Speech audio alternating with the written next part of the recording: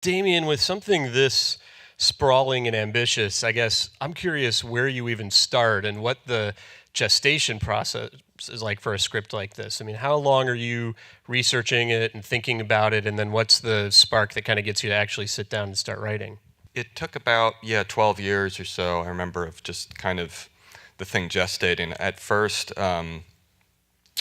I've always been sort of a fan of Hollywood history and old Hollywood, but I think the first thing that really sort of sparked this as a project was reading a certain kind of couple of things about this era that just really sort of threw me for a loop. What I realized was sort of a misconception in my mind of the early days of Hollywood. When you sort of dig into the muck a little bit, you would hear things about the turbulence of the time, the amount of drugs floating through Los Angeles at the time, the kind of recklessness with which movies were made, at least compared to today, and then the sort of way in which a society that allows that kind of uninhibited, unhinged behavior, the way that made that society, I would say, especially prone to being completely sort of bulldozed away by what otherwise might have seemed almost a trivial technological change, just this idea of putting sound on, sync sound and marrying them to pictures.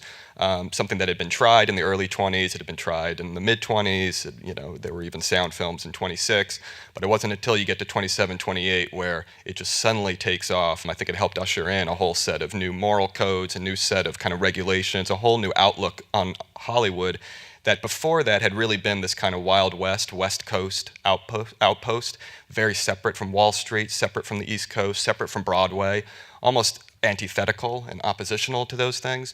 But once sound comes in, and once you get to the late 20s, you see this whole sort of influx of East Coast money, East Coast talent, Broadway talent, and a kind of respectability starts to settle into Hollywood that just, again, was very antithetical to the sort of vulgar, tawdry, one step from the circus experience that I think the earlier silence sort of exhibited. So it just sort of became this bigger story, I think, than I had used to think it was, and that made it feel like fodder for a movie. I'd been working on this movie for almost 15 years. I wanted to show what really happened during this time, the extremes to which they lived and worked and partied. It's something you would not expect from the 1920s. Don't worry about that. The car is not mine. All the stories and all the people are all inspired by real events. Take 2 frames off the tail and 3 more off the head. Damien, as a director, pushes himself, his crew, and the art he's creating to a whole nother level. What the? The way that he tells stories is so meticulous and precise because Damien has so many things going on at once. There's no CG. Damien did in the camera. This is something that very few people could pull off. The moving pictures magic tricks. Damien is an auteur. He is one of the greats of our generation. Whether it's researching, writing the screenplay, shooting, he's just extremely ambitious. I was lucky to have this amazing team help me to get this insane early Hollywood vision onto the screen.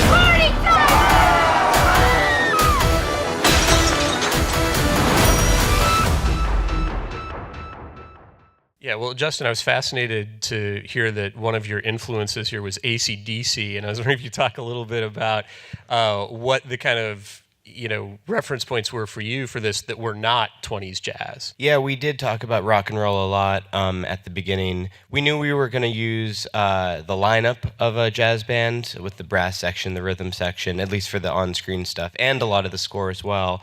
But we didn't want it to feel like 20s jazz. We didn't want it to have that kind of quaint, gentle feel that so much of the jazz, at least the jazz that was recorded back then, we wanted a lot of riffs, a lot of really heavy driving riffs, and so many of the pieces are built on that kind of strategy. And then we would give it to unison horns or unison saxes, and it would give this real muscularity to it that felt very different than 20s jazz. So it was believable enough, I think, because it was the lineup of a 20s band so often, but it was a lot more muscular because it was built on that really like heavy riff-based style of writing. And camera! And music!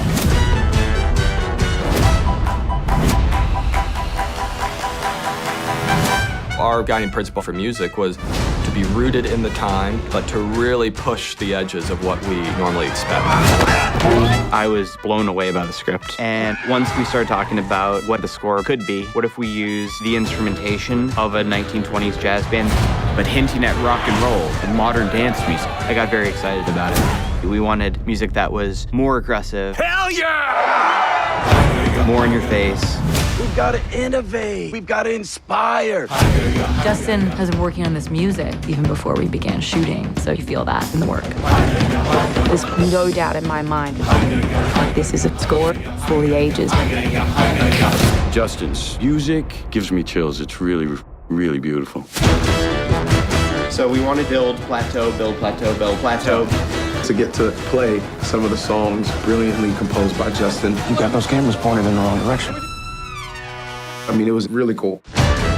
Tracks like the one that you hear at this opening party. Oh, I love this song! It's full of wild solos, screaming sax, wailing trumpet, and creating the sound of that perk. It's banging shoehorns, wood hitting the floor of my home. Literally, it's unhinged in like a beautiful way. Putting it all together, like the amount of sessions, the amount of players in this movie. It's been a really complicated but gratifying score to put together.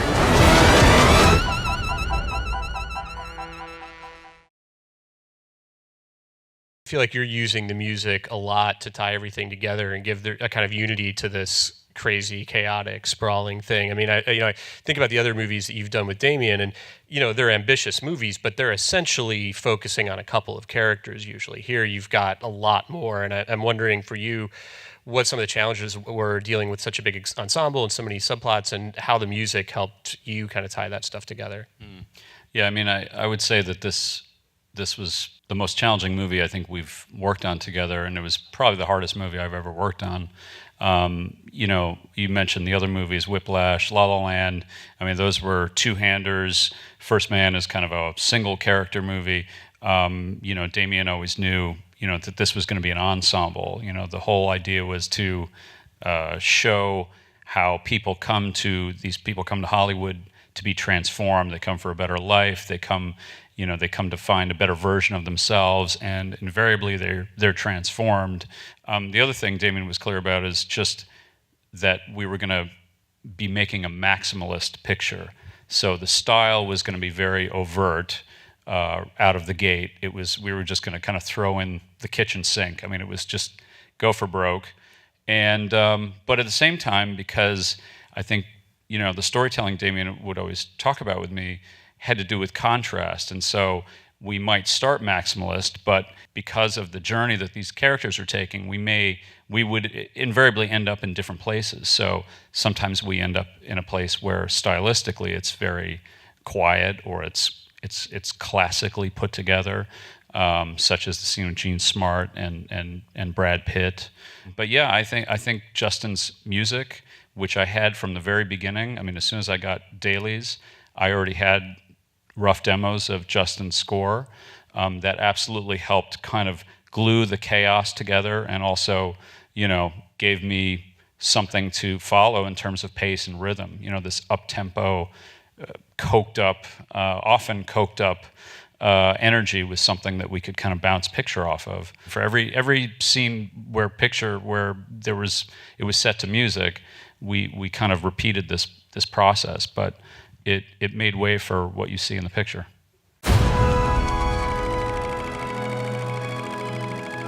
And cut. We got it. When Damien and I started speaking about Babylon, I was very excited, and then I read the script, and I started feeling very afraid because it felt very daunting. We had talked about having it be about excess, and he really wanted the editing to support that. That meant that the editing would be overt, and it would be stylized.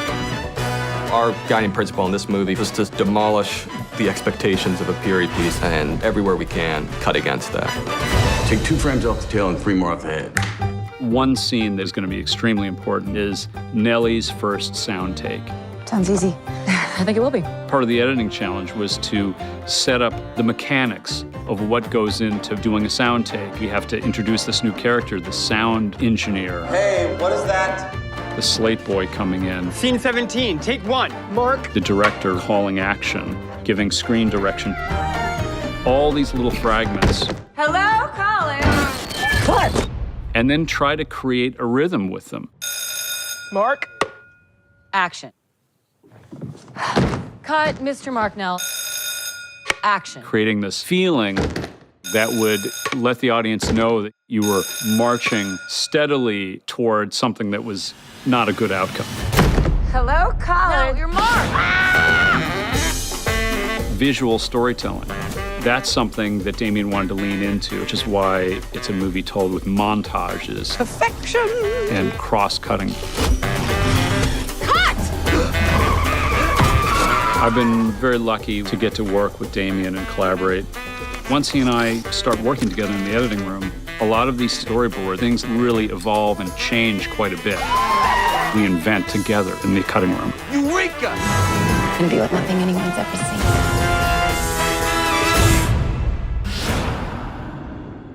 Mary, I have to say, I was completely blown away by your work in this movie, by the costumes, because I feel like, you know, there's so many great costumes in this movie. The characters are always trying to convey who they want the world to think they are through their clothes. And my favorite example of that is Eleanor, the Jean Smart character. Like, and watching the movie again tonight, like, I just was blown away by every outfit she has. And I was wondering if you could talk a little bit about your conception of that character and what you were trying to say about her and what she's trying to say about herself through what she's wearing.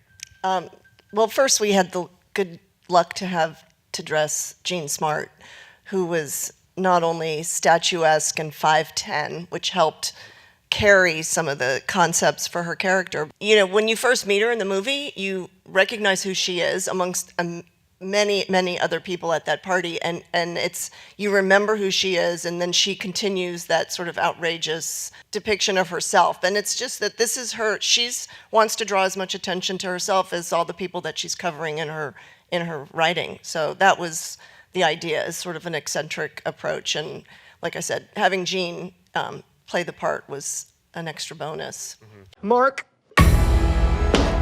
Hey, life grand.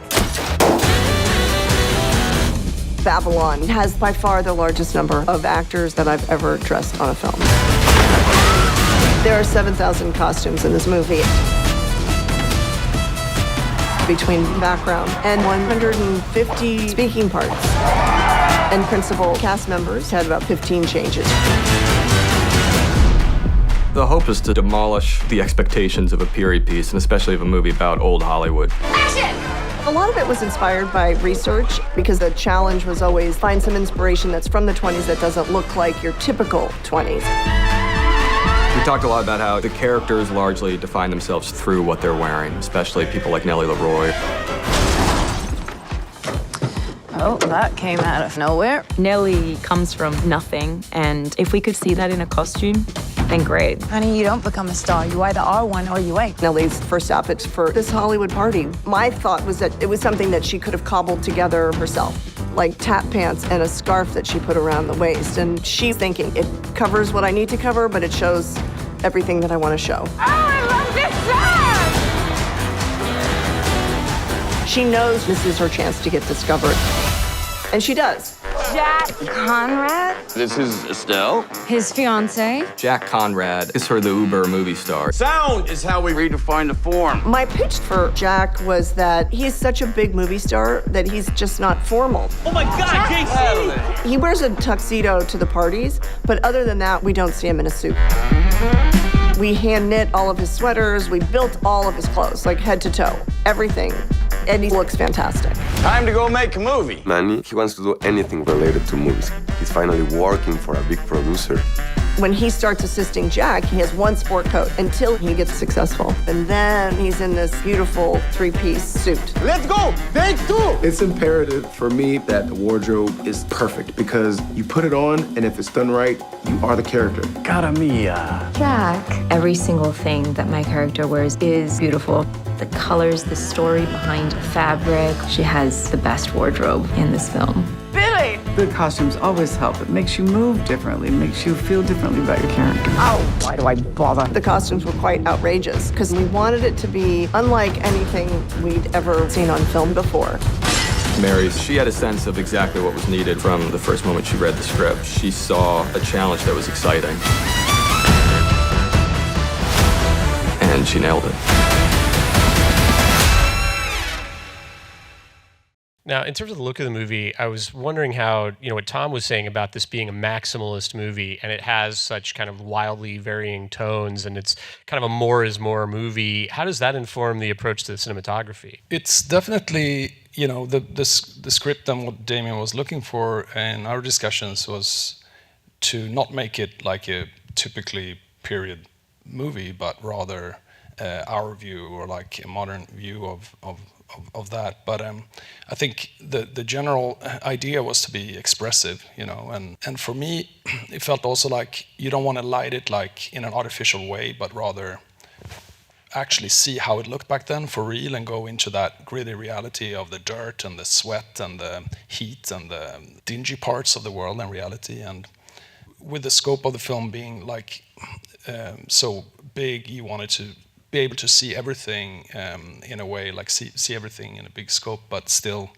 go into the details. And I think lighting-wise, it was a naturalistic approach, but with the sort of look of the film, we looked for something more expressive in a sort of impressionistic way, but like in an expressive way. So we explored different ways of treating the film stock, and we push-processed the whole film to create contrast and to see color better, and the lighting is sort of naturalistic, right? It's just that we have had also a contrasty approach to things in order to help the dynamic part of that. Morning. Time to go make a movie. With Babylon, I wanted to capture those early days of Hollywood in a really unvarnished, unsanitized way. It's the most magical place in the world. Kodak was an amazing partner, helping us shoot 4-perf 35mm film and shoot the amount of film we needed to shoot for such an expansive epic. There's something magical to do a film about your own industry as well. And action. So Babylon had to be filmed.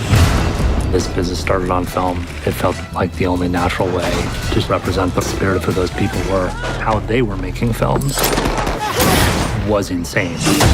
Take 2 frames off the tail and 3 more off the head. Linus takes us on an incredible visual journey. I like to get what I get in camera. In Babylon, we didn't really follow any rules.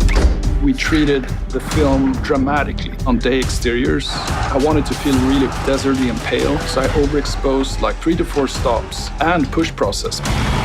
That treatment on digital camera would just look overexposed and bright. Shooting on film helps to make a more emotional connection with the audience. You gotta map those dreams onto celluloid and print them into history. Well, the hope was to make something that felt like a roller coaster filled with vivid characters, spectacle, excess, onto one panoramic canvas. At the end of the day, Kodak film just lent itself to that aesthetic. When I shoot on film, I kind of always know exactly how it's gonna look, and then when I get the dailies back, it's always a little better.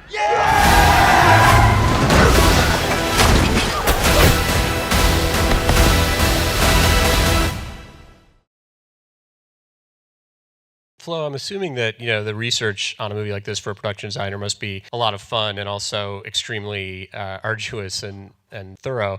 And I'm curious for you if the way that Damien was talking about how when he was doing his research, he kind of made these discoveries, things that surprised him. What were some of your favorite discoveries in the research process, and what surprised you about this era and that found its way into the production design? I really have to start with the script. I mean, Damien wrote this amazing world that the first read was really inspiring for me because I just wanted to jump into those visuals.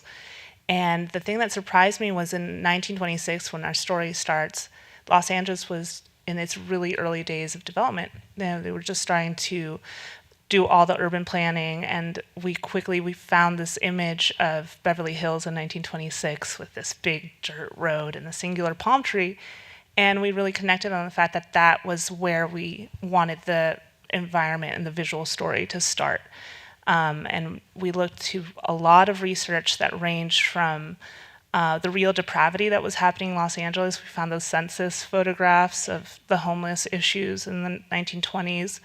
And then in contrast, all of this world that people were building, all the architecture that was happening, and all the influences that ranged from, Spanish Revival, Gothic, Tudor, and Damien wanted the film to not feel like we do on many period films, that it's not 1926, that it's inspired by earlier periods or what's to come. So it was always like this constant process of finding research and cobbling that together, and then creating like our own expressionistic version of saying, what are these characters going through? And what was really fun is tapping into like the early prototypes of what the camera boxes look like, what the microphones look like, how that quickly developed. So even as we progress in those sets in the sound era, that they're developing and changing, and we really tried to build the world as they were doing it, and the excess and the depravity, and show those contrasts throughout.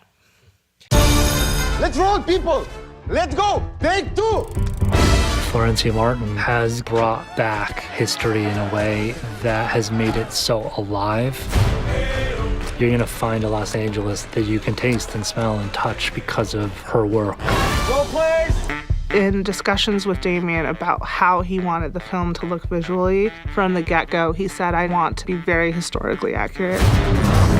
My first evolution is diving into research and looking at what the city looked like in the 20s. Florencia had this insane challenge with this movie of not just recreating Los Angeles of this time, but also within that recreating each studio experience, and within that recreating each of the sort of fictional movie sets. You're talking about sets within sets within sets. The first week of shooting was the sort of big kinescope sequence. We found this location in Peru, and we came here because it's completely desolate, and it was what Hollywood and studios looked like in the silent film era. Action! What had been a completely empty field, Florencia and her team used as the basis for building an outdoor silent movie studio with 6 or 7 sets running at all times. It was extraordinary. Cut! So, now what did we discuss? When in doubt, say something French. There's two worlds in this film. There's people that are very impoverished, and then there's people that have a lot of money.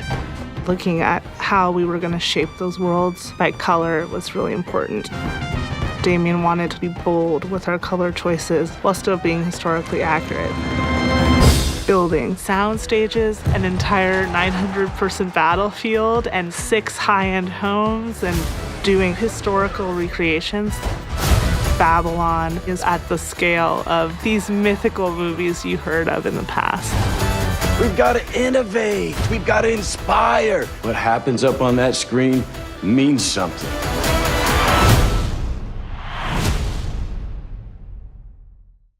Watching that opening party sequence, I was just thinking what a task you had in terms of there's so much cacophony, and yet the dialogue is still completely clear. You hear everything you're supposed to hear. I mean, what for you were the biggest challenges on this movie? Wow, that's a good question. Pretty much everything. Coming on as kind of the last creative process in the making of the film, when we do the sound mix, it's kind of an advantage in some ways. I can have the eyes and ears of an audience in a sense, because I haven't had the journey of making it up to that point and getting used to things. So I can be the one to sit with Damien and say, I think we need to make this a little clearer because I'm not fully understanding something. Whereas everybody else might be more familiar because they've been living with it for a while. So for me, working with the music, I mean, it was incredible because we had to create these dynamics, huge dynamics, which I think were the real punctuations of the film and the turning points and the corners of the film. There were a lot of challenges, and going into the kinescope set, for instance, in silent movies, I mean, the cacophony that was created through all the dialogue, the sound effects, all the different pieces of music that you hear as you journey through, it's such a wonderful contrast to then going to this first time they shoot sound where it's dead silent, and every single little squeak and movement is carefully monitored and structured. I didn't like the way the sound guy was treated in that sequence, but that's another story. But no, it was everything. I mean, it was an incredible challenge, but we had a lot of fun doing it. and camera and sound. Babylon is a culmination of a wild range of sounds and music. We want to shatter that quaint cliches of that time period and for the sound to be real and visceral and a little bit larger than life. Witness to the latest of the moving pictures magic tricks. We have everybody on their own personal mics. We have so many scenes where there's multiple conversations going on. It's almost like controlled chaos of sound.